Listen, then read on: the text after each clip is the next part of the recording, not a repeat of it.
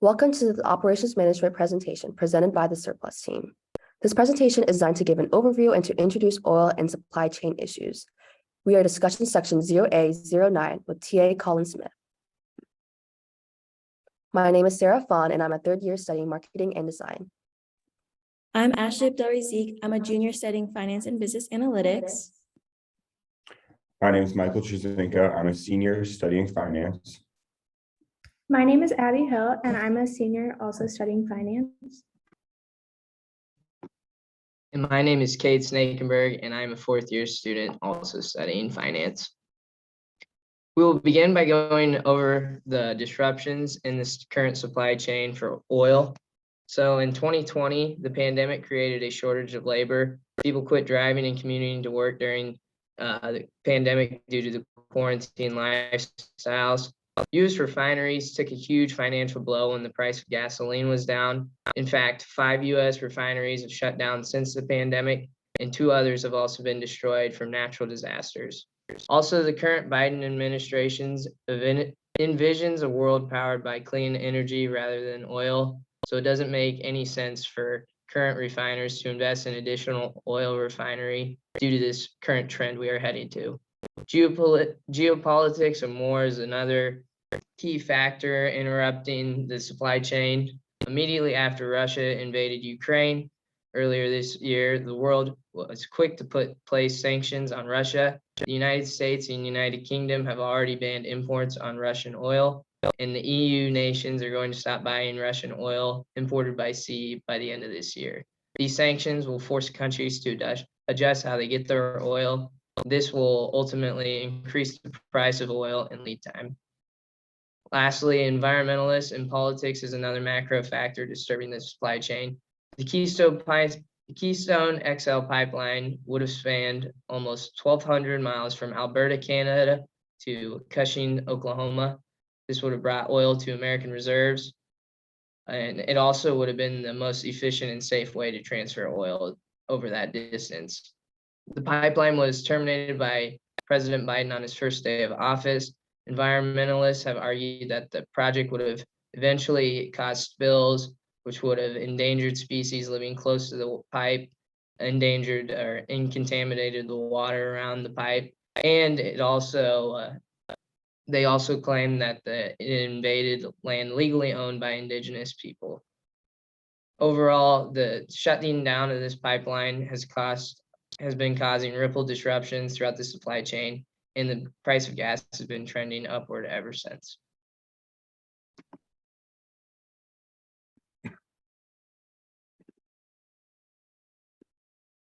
Thank you, Cade, for explaining the disruptions and effects that are currently happening to the oil and gas industry. This graphic provides a basic overview of gas line supply chain. As we continue to look inside these supply chain issues, we will find out what we need to do more to solve them. Thank you, Sarah. Moving on to article summaries. Since the start of the COVID-19 pandemic, gas and oil prices have been on the rise. There's not just one thing causing this, however.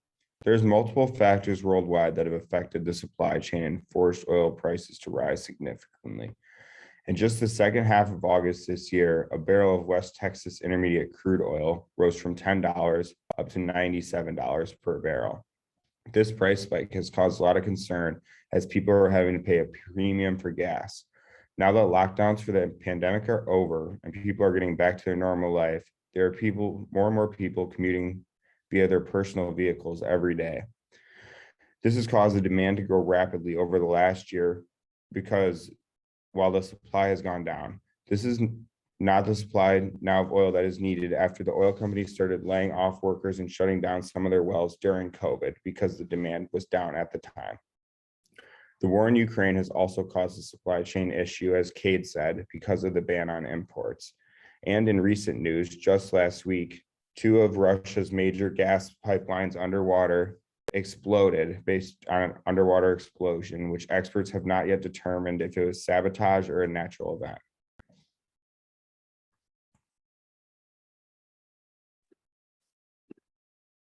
Thank you, Michael. Continue on to this infographic explains the state of America's gas prices as of March 21st, 2022.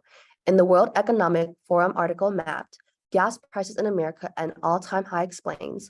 Prices have exceeded the $4 per gallon mark for the first time since 2008. There are 16 states where gas prices are under $4 per gallon. The double blow of coronavirus and the oil prices shock is hitting oil exporting developing countries particularly hard at a time when fossil fuel industry is facing a process of structural decline. Thank you, Sarah. Moving on. Russia is the second largest oil and natural gas producer in the world and supplies much of the world with their energy. With the Russia-Ukraine conflict, this has forced the United States to enforce damaging sanctions against Russia's energy sources, which led to the large spike in prices of all fuels. There are many reasons for the massive jump in gas prices, including the cutoff of the country's export as well as the pandemic that severely disrupted global supply chains from the evolving industry of increases in demand. Even with the high demand for crude oil, there is low supply. The cycle of imports and exports being suddenly cut off, production processes are not as easily accessible. With this current European trade restriction, this could result in less supply on the market, therefore higher prices. The supply chain is impacted as a result of record prices in gas, which increase the costs in operation and production, so both businesses and consumers are impacted. Even with transportation, the cost of oil will rise the cost of goods being transported. As a domino or ripple effect, agriculture also relies heavily on fuel and energy. The prices of food will go up as well. Any manufactured goods that need to be shipped will be expensive. The disruption to global supply chains and high inflation rates are correlated. Gasoline prices can rapidly change if something disrupts crude oil supplies, refinery operations, or gasoline pipeline deliveries. Exacerbating these high gas prices is a large shortage in refining capacity in the U.S. Refining capacity currently is lower than it was prior to the pandemic. This has left the country unable to meet its fuel needs. With Russian products being sanctioned against, this has brought higher market prices. Rising prices is a result of the shortage in oil supply. The supply chains need to be reconfigured around alternate supply chains. Companies cannot grow without a steady supply chain. Even as the demand for growth in gas increases, this will also expand to China, India, and the Middle East within the next decade.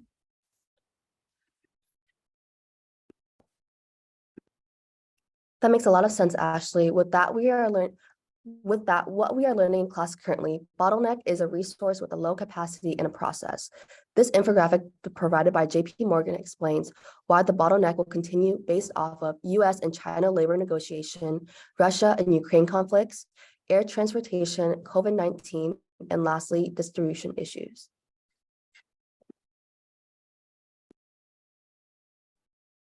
Thank you, Sarah. With that in mind, currently it is still hard to identify the effect on economies, prices, and supplies with the conflict in Eastern Europe and the supply chain bottlenecks and sanctions.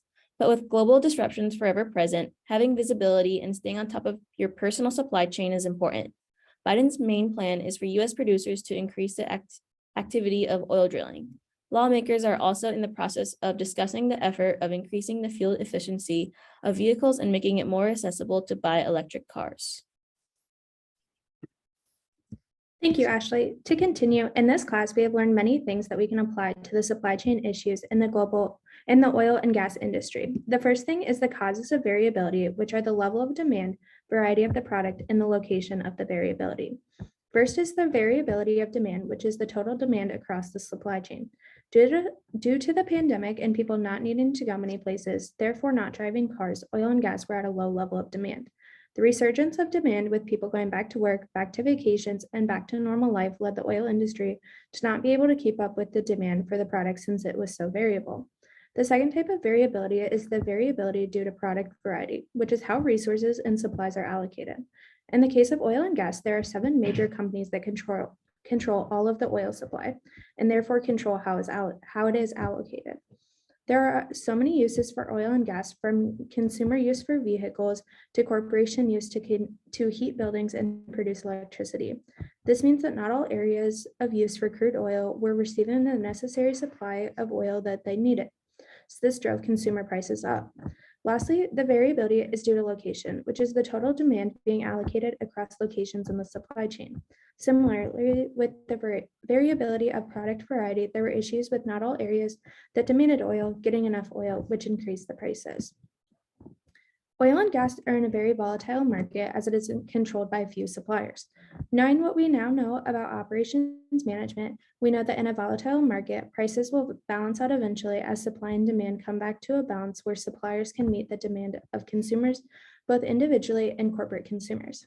Given the volatility caused by world events, we know that this too will subside and oil and gas will be able to be produced at normal rates. On top of issues of fluctuating demand and world events, oil and gas industries are also struggling with workforce issues. This means that oil and gas companies are struggling to get the supplies that they need to be able to provide a stable supply for customers. The transportation sector is also struggling, meaning that there are not enough workers to transport ready-to-go oil to consumers. With shortages in the transportation sector, this means that it now costs more to transport goods due to the lack of workers. Escalating fuel prices are also adding to this, so it's costing more to transport goods on top of already high prices due to workforce shortages.